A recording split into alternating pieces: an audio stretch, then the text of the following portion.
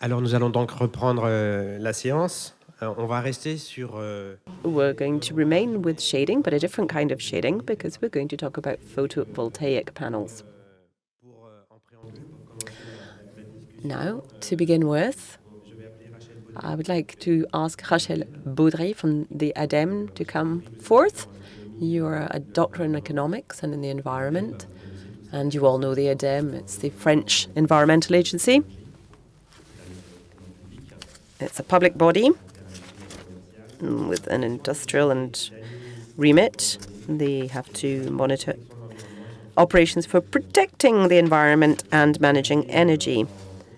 You are working with engineers across the board in ecological transition, multi-dimensional, and you're working on the creation of the observatory for photovoltaics, and that's why you're here today. So over to you.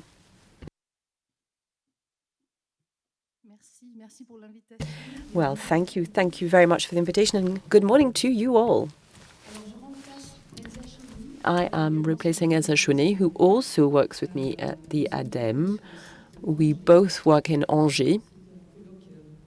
So this was a nice at-home symposium for us. Now, there are some slides where perhaps I shall be missing some elements, but Elsa had done the whole presentation before finding constraints and she couldn't come, so please bear with me. So why talk about photovoltaics and why are we putting these panels in our countryside? This is a question we hear often. We have talked about climate change a great deal this morning. Well, climate change already asks for an ecological and energetic transition.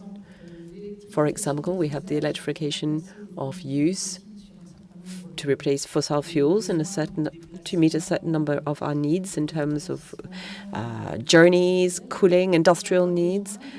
And we're going to need this more and more. We're going to always need electricity. And in the ADEME, we are working with the government so that this electricity be of a renewable source. With regards to the photovoltaic world, there is something in national strategy. You can see we're looking at roofs, we're looking at wastelands or artificial soils. We look at all the different potential uses, like putting photovoltaic panels on car parks, etc. It's not easy. When you look at rooftops, not all roofs can support a panel, whether this is because they're poorly orientated or they're not solid enough. If you're in the city, perhaps there are some constraints by the cultural monitors who don't like you to be able to change anything that's going to have an impact on the city's face. And when you look at agricultural land, you have to bear in mind that there are lots of the other possibilities have been studied. So there's an increasing interest for agricultural land to be involved in this project. There is a real increase in interest for all of these farmers. Here we have to ask the question of, maintaining the original function, the agricultural function of this land. And that's why the ADEME was asked to look into this subject at a national level, because we work on energy and renewable energies, of course, but we also work on farming. I'm here with a colleague who works in the agriculture, food and forestry department, and he works more in forestry. So these two different practices are complementary. The ADEME has looked forward to 2050, created scenarios to see how the society is going to evolve in climate change, with climate change. And we're very ambitious because, we talk about renewable energies. We're very much in favor of them. But photovoltaic would be 0.2% of the national territory at the moment, or 0.5% of the SAU. There's a great deal of fervor at the moment around photovoltaic panels, and many people who have great many projects, a myriad of projects, but we're not going to be able to cover all of the agricultural parcels with panels in the near and upcoming years. I'm not going to come back on the road of the ADEME. We are experts working for the state. We all have different action plans. At HQ, we're looking at expertise, R&D, tool creation, like the observatory that was mentioned. Our colleagues out in the different regions work on finance, support, and we all work on animation, moderation, facilitation. We make sure the different actors, players get together to talk about the subjects at hand. Now, if we look back, we were asked by our Minister of Farming. Actually, the Minister of Farming wasn't part of this, but he was part of the body that asked us to look into photovoltaics. There was an innovation call for tender which allowed us to give aids, subsidies to installations. The real interest behind these calls for tender is that we can monitor the projects and get feedback. In 2019, there was a study that was launched, which is a real reference in France for agri-photovoltaics. We've continued to finance projects through another call for tender, what's more a research study, actually, the APRED in 21. And then we published the first major study in 2022. And this was really the hearth necessary to create the subsequent legislation. 2023, you have the acceleration of renewable energies. This is called the APER. And this came into law. And it gave us a definition of photovoltaics. And there is a French definition, and I will insist on this because I know there's an international delegation here. So every European country is going to have a different definition. This is the French one I'm going to talk about. In 2024, there was a second major study launched to look at what was happening in 5 different regions who were very active in this field. Occitanie, Nouvelle-Aquitaine, PACA, that's in the south of France, Bourgogne, Franche-Comté, and the Réunion. At the same time, you see there was a decree in 2024 which stipulated the law, which gave a certain number of jobs to the ADEME, also a bylaw in 2024. And this year, then, we launched the observatory. I'm responsible for that, and we've begun working on proven technology. Within the current legislation in France, there are 2 very different concepts. You've got agrivoltaicism, which is very definite, very defined. I'm not going to read it to you. But what you should bear in mind is that we consider that the parcel of land has to be agricultural land, and the production of electricity is a byproduct. It is secondary to the agricultural use. The parcel cannot be entirely dedicated to electricity production, as you might find on a piece of land, a wasteland in which we've decided to create a solar park. No, agriculture has to be the prime source of income. Then you have the PV compatible PVs, photovoltaic parks. They have to be incompatible. This is land which is compatible with electricity, and you don't see many projects develop on this kind of parcel. This is really not where we are at the moment. This is not what where we want to be, other just now or prefer to be. So, studies have been done. The first one allowed us to sort of compile a real bibliography, and I think this is extremely interesting. This is, if you want to look at technical sheets, which are very concrete, or we look at agriculture with breeding, also farming. This allowed us to create the famous definition and the first way of evaluating what was happening. And here we have the study that was done between 2012 2021,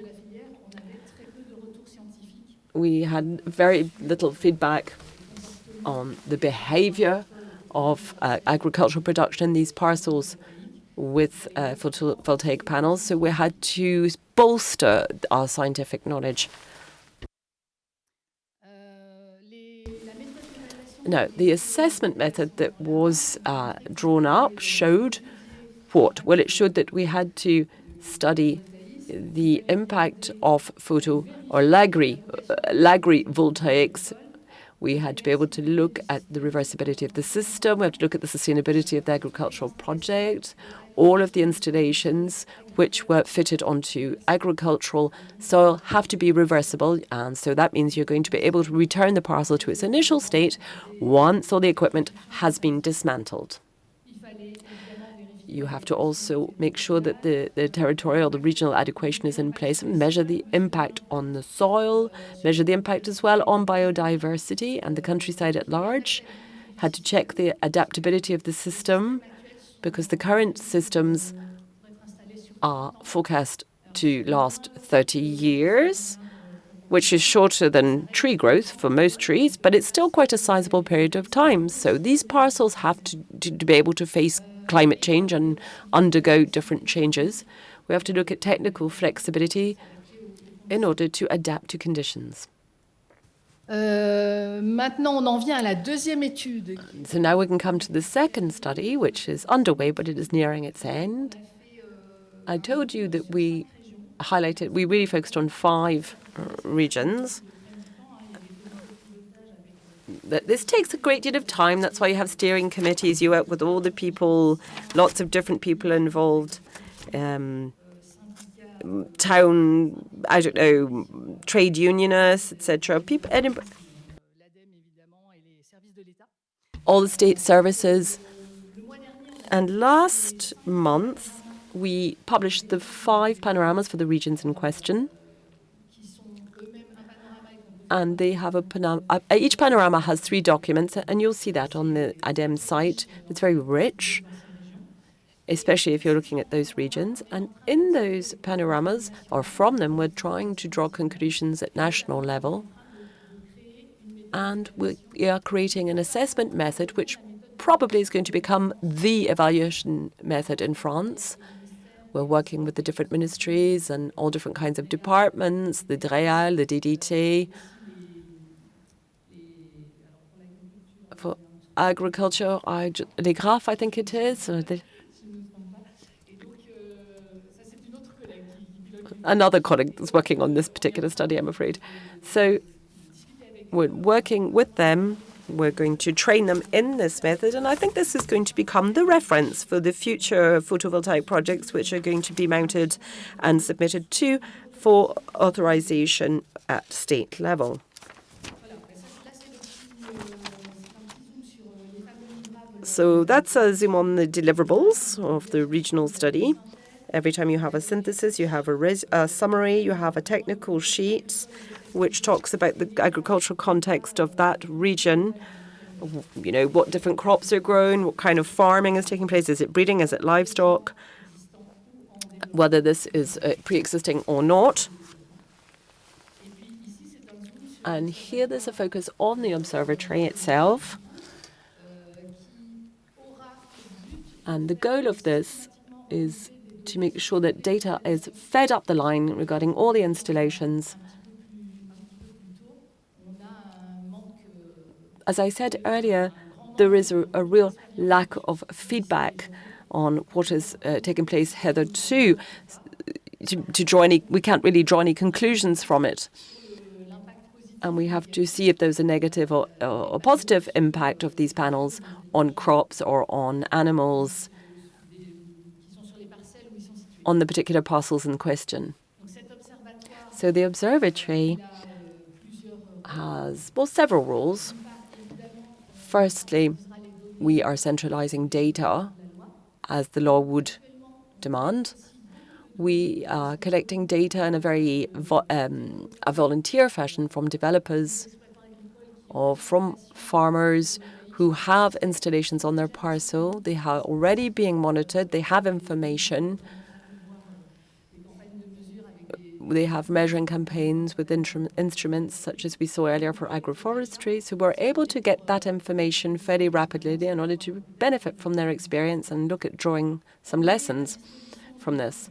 We are also making sure that this is available.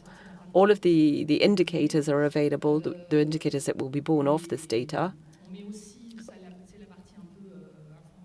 And all the bibliographic resources are available, the ADEME studies, but partner studies, iteipmai, anybody else, people at institutional, technical institutes who have contributed, their studies are available. We encourage dialogue within the community. By that mean we in the observatory, we go and talk to all the different players in order to share information, share knowledge, and it's of mutual benefit. And through the lessons learned from these tools, we want to continue to support the government, whether this comes to changing the law or not, or strengthening laws. But what we must do is make sure that we put best practice in place. The information was not online yet when I did the slide, but you will have it in the information you will receive. It's agrivoltaism.ademe.fr. I think now you can find it easily in any search engine anyway. So that 200 photovoltaic farms are on the French territory, both inland and overseas, and most are historical. That is to say, they were meant before the regulation was put in place, so they're not called agrivoltaic. However, they are still photovoltaic panels on farmland. If you look at the first statistics we come out with, is a total power of 2.2 gigawatts at peak, and 118 farms plus 39 experimental sites are operational. The other ones have been authorized but are being built, so without any data collected. Regarding your sector, maps, we had a focus on it.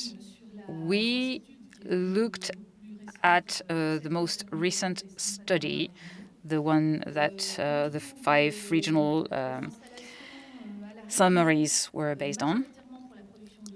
So it's used for vanilla, medicinal plants, herbal tea plants.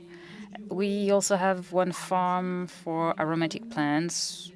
You can see the list. You have ginseng, tea, coffee in the Western Pyrenees on another farm. So that was to show you the diversity of productions that are using photovoltaic systems. For your information, this is the governance of the observatory. It shows that we're really working with everybody.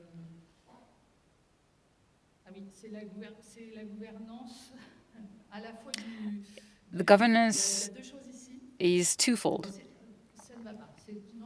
It's an old slide, so it's a mix between 2 slides, and it's the idea basically is that there are committees following up works, and technical institutes such as the iteipmai is a member of the scientific expert committee to really have everything. Now the proven technologies. The observatory had to come up with a list of approved technologies to promote good best practices. The idea was to be able to say that for one type of crop or one type of livestock, one type of photovoltaic panel is best adapted and even advisable with good results already proven. To come up with such a list, because the ADEME is well-established institution based on scientific expertise. We studied the existing literature, the technical feedbacks, which is why we integrate technical institutes in our committees. And this is how we're going to come up with such a list. It's not going to come up right away. It will probably be in 28 or 29, depending on how much data we can collect to approve such or such technique. To conclude,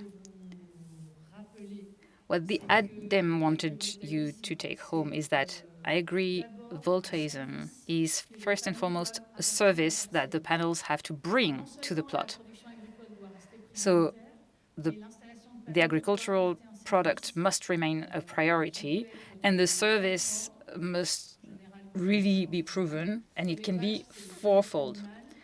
Well-being of the animals for livestock breeding, a protection against major hazards such as hailstorms and so on. And also, similar to agroforestry, the reduction of drought impacts and the yield reduction due to drought and the evapotranspiration of soils. And there's always a fourth one that I forget, but if it comes back to me, I'll tell you. Anyway, it has to bring a service to the farm. So we have different tools, the observatory, a list of approved technology, and the assessment method for projects that will be available by early 26. Thank you. Merci, Madame Baudry. Thank you, Mrs. Baudry. We can see how important such an observatory is to really guide our projects. You haven't mentioned the economic aspect. Is your observatory working on this aspect, profitability and all the economic aspect of the tariffs for energy and so on? There are two aspects. You know that tariffs for energy production, the current model is that a promoter, a developer, is in charge of investing in the installation, all the panels, the transformer, the sensors, and so on. So this energy developer is going to invest and sell the electricity. The farmer is associated to the product through a rent that they perceive, or they become shareholders to the company that is created for this energy production. These are the two main economic models. So shareholding or rent being paid to the farmer. So the farmer doesn't find how to sell their electricity. What we collect in terms of data at the observatory, given the regulation, is all the data of the farm economics. The French regulation sets that the gross income of a farm should not be changed by the photovoltaic system, except if it increases. It can increase the income, but not decrease it. And that's what we can check. But the farm's economics should not depend on the price of electricity, the tariffs. So there are regular call for projects for all renewable energies, and we've seen for the past few months that the production in photovoltaic farms is the cheapest, which is why they actually win a lot of call for bidders.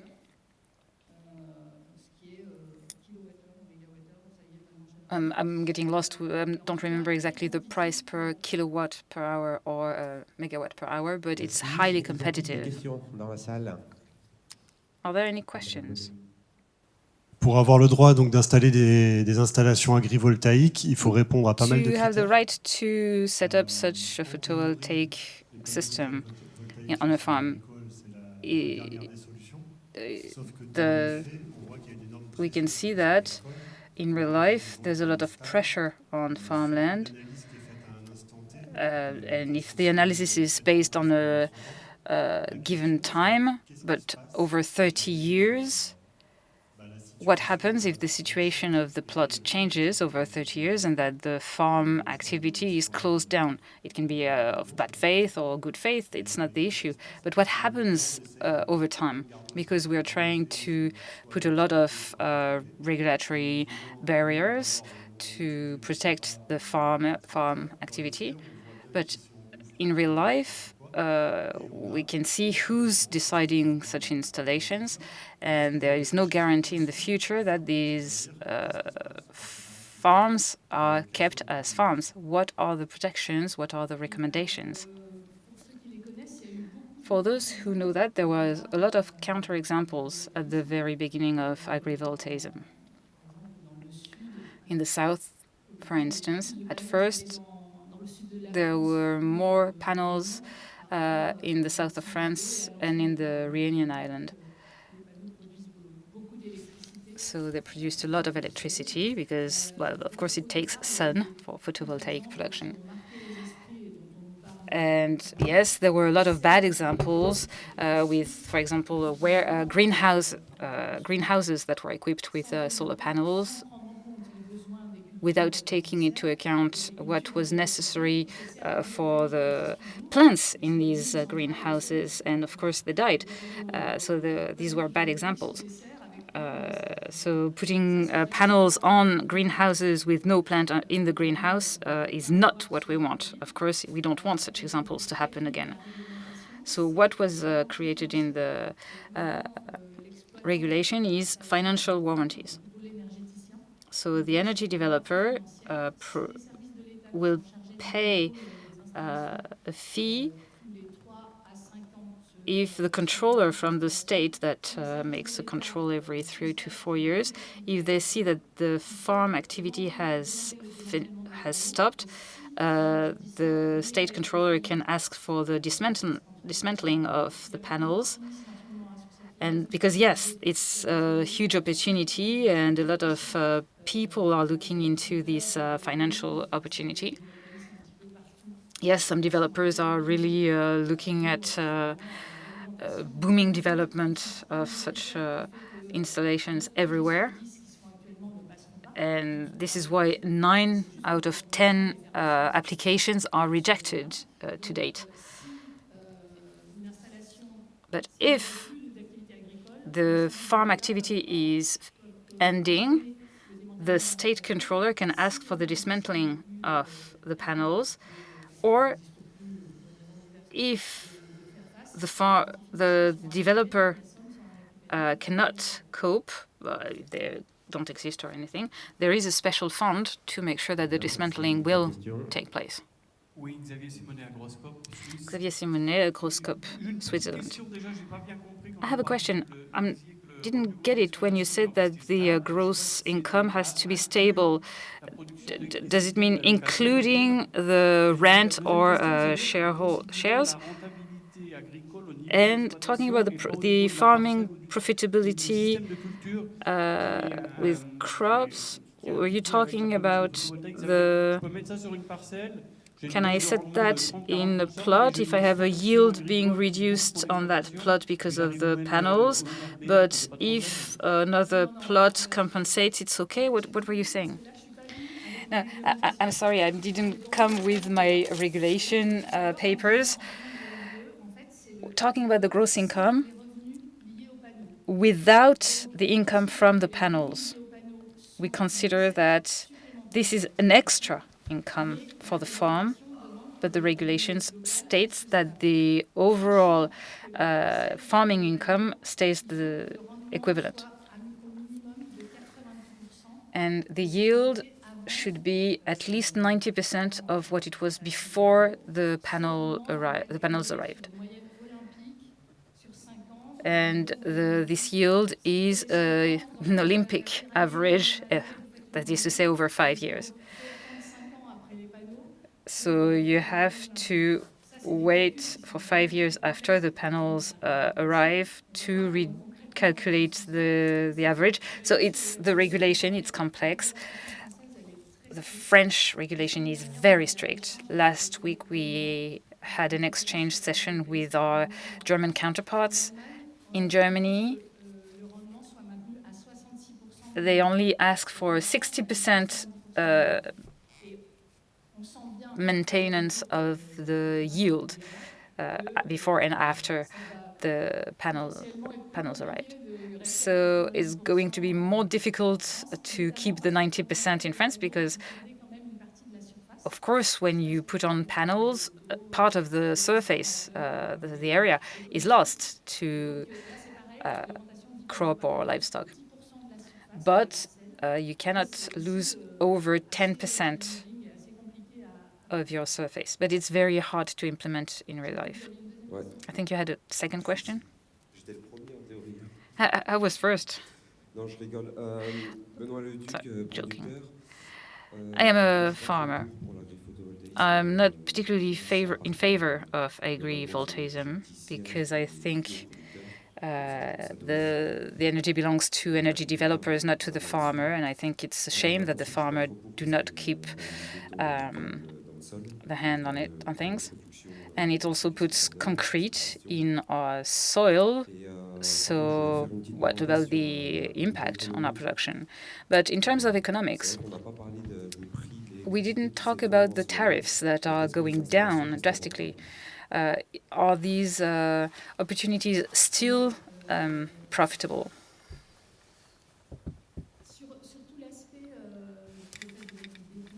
Regarding the concrete in the soil, it's about reversibility. I would invite you to look at the Renewable Energy and Biodiversity Observatory in the ADEME. We are compiling all the studies and research compiled about it. If you put solar panels, you change the biodiversity, but you do not. So you have different species, but you don't have less species. So it remains diverse in terms of biodiversity. It's not neutral, but it doesn't kill the biodiversity. It brings new species, it deters other ones from coming back, but there's a balance. There are positive impacts, negative impacts, but it balances itself out according to those studies. And I'm sorry, I forgot the point of your question. Yes, negative prices, the dropping prices. Because in Burgundy, tariffs are really collapsing. And so we're looking at diversification for farmers, and there are other issues coming up. The source stations that are not adapted to the new climate. We have lines that are reaching 110% of their capacity, so they're overloaded. And the energy developer is saying, oh, we haven't seen anything. And so farmers is at the end of the chain, and it's money that we're not getting at the end of the day. Well, I'm always more favorable to the financial system where the farmer is part of the company operating, because that's the best way to make sure that the farmer's interests and the farm's interests are included. There are examples where farmers have created energy developments. Of course, there's an energy specialist, at least to do the buildings, to do all the preemptive studies and so on. But there are models where the farmers manage to have more than 51% of the shares, and there we can be sure that the farming interest is preserved. But if so, if you manage fully the production, you need to find the outlet where to sell the electricity. So that's an issue. If you look at our entire transition of energy model, we are right in the middle of a transition phase. We are developing renewable energies a lot, which is good. But we have to manage production peaks, of course, because when the traditional production keeps going and the renewable energy is peaking, of course, the prices are dropping, even becoming negative. And these changes are a phase. It's an ongoing phase, which is why the adaptation is not smooth in terms of prices. If, as a farmer, you have a contract with a developer, you have a guarantee on your income. If it's a rent, or the third means that I forgot to mention is the maintenance contract. If you have panels, needs maintenance. And the farmer can have such a contract that will bring extra income. So in every model, the income of the landowner and farmer are guaranteed. It's only if you own the whole electric station that you may be impacted by the negative tariffs. I'm going to be a pain, but it's not fully true, because we don't always have the system. My personal example is that I can't prove to EDF that I have kilowatts that have disappeared because the lines are overheated, everything drops to safety, and the computer cannot find the missing kilowatts. For those signing up, it's a beautiful contract, but in real life, there are discrepancies. And there are things that are a bit dodgy, actually. Merci. Je pense qu'on va, I on va passer à la think suite. we're going to move on. Thank you very much for your presentation and also for answering questions.